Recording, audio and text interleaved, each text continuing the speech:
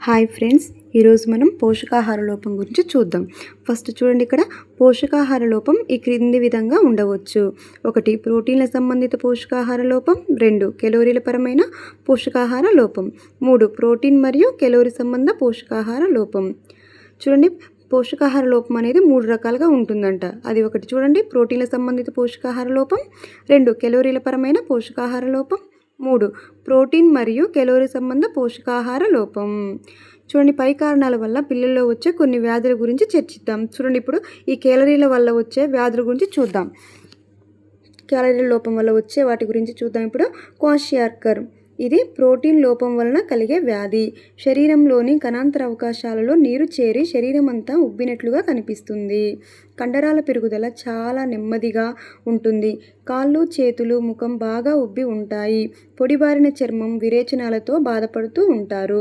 చూడండి, ఈ ఫోటోలో ఉన్న బాబు ఎలా ఉన్నాడు? క్వాషియార్కర్ తోటి బాధపడుతున్నాడు. ఇక క్వాషియార్కర్ వల్ల ఏమైంది? ఈ బాబుకి పొట్ట ఉబ్బడం, కాళ్ళు చేతులు ఉబ్బడం జరిగాయి నీరు చేరి.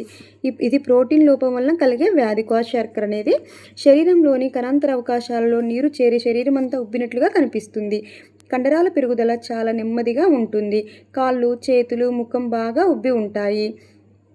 పొడిబారిన చర్మం, విరేచనాలతో బాధపడుతూ ఉంటారు.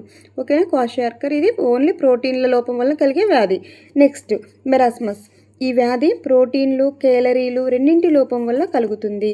సాధారణంగా ఇది వెంటనే గర్భం దాల్చడం వల్ల పుట్టే పిల్లల్లో లేదా ఎక్కువ కాన్పులైన తల్లికి పుట్టే పిల్లల్లో సంభవిస్తుంది.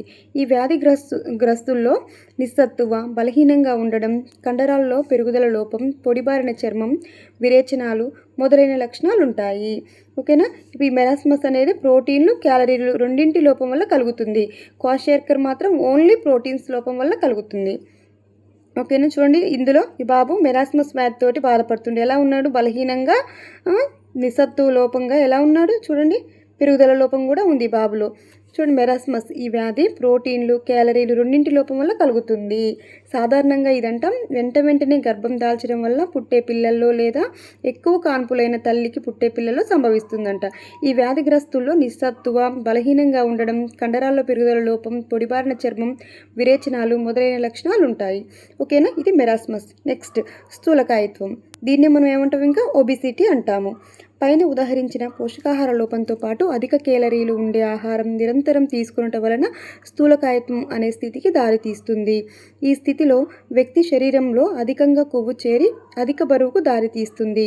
స్థూలకాయులైన పిల్లల్లో హృదయ, మూత్రపిండ, పిత్తాశయ సంబంధ సమస్యలు తలెత్తుతాయి.